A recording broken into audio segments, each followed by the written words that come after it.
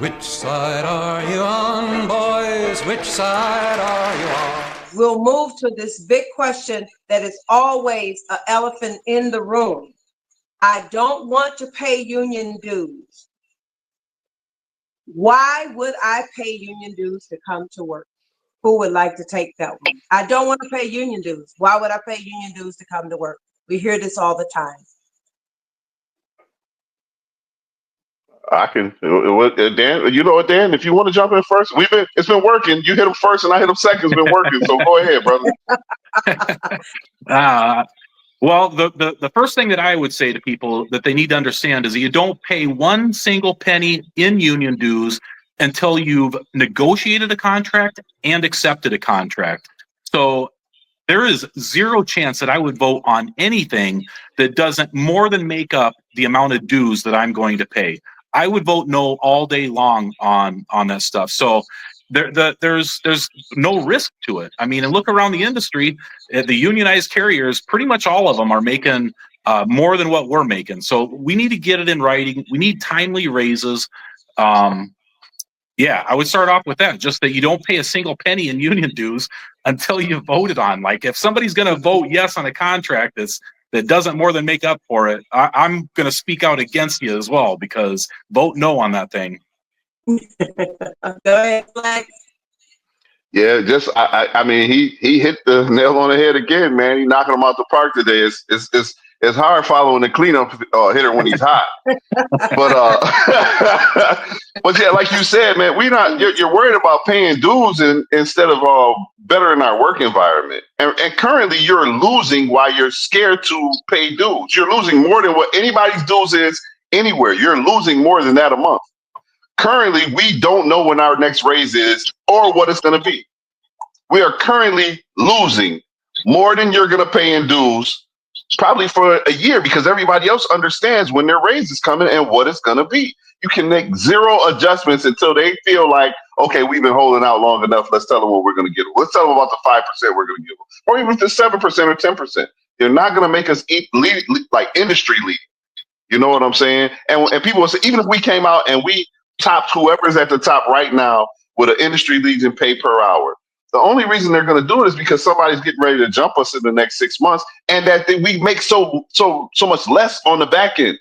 Like, we do have some good benefits, but a lot of our stuff is costly. We don't have work rules at all. Our work rules are trash. Working 10 hours because you're on a part-time line to start getting overtime, you lose across the board. You're losing way more in dues currently than you could ever lose paying dues and having real work rules and having the respect that you deserve at the job every day. I can't tell you how many people come up to me with this, oh my God, I got to try to maintain my 20 hours every 3 months. I can't give a day away because if I give a day away, the next thing you know, they're blocking my swaps. Currently in Atlanta right now, we have a thing for baggage drivers. Our OSMs just came out and told us, if you are in the bottom 20 in baggage drivers, they're not allowing you to accept overtime anywhere. They came out and told us you can't take overtime anywhere because your driving numbers are too low. That was said in Atlanta this week. And you're telling me about paying dues. Bro, we're losing across that don't even sound legal. You can't get overtime anywhere.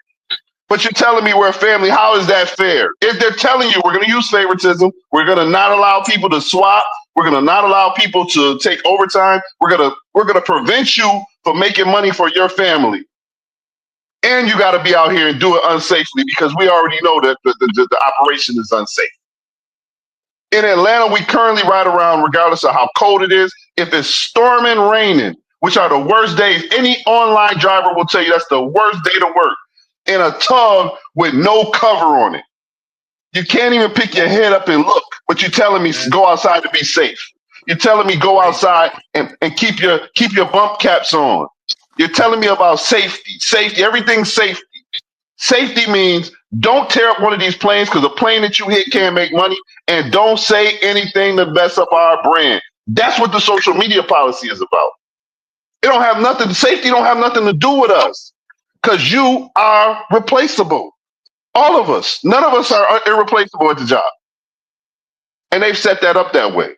So it's time for us, for people who say that you don't need a union, it's time for you to understand exactly why you need to say something today in your work area. Today. And all of y'all know what I'm talking about. We all got friends who had to sit out. That person that you haven't seen for a year, and then they come back and say, yeah, man, I kind of messed up my bag, but, I've been out for the last 13 months on 60%, or if they finally made it to long-term disability, and then, they're messing with me and I can't do this and I can't do that. You don't continue to gain Dan, I remember you telling us a while back, you don't have a pay relationship with the company.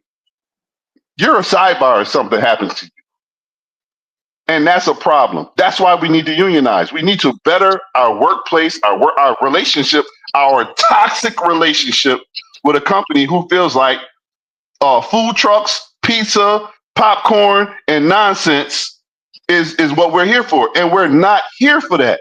We're here to make a decent wage, a decent living, and have a decent time for our family. And it's not even decent at this point.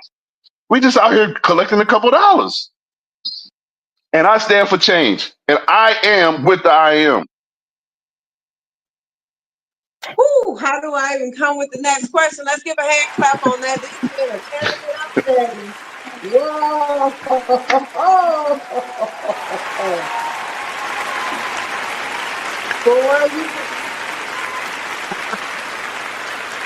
All right. You guys got some fire in your boots today. And that one lit it for Flex. That one did it. Dude, if I limped down to first base, I just crossed home plate because that one.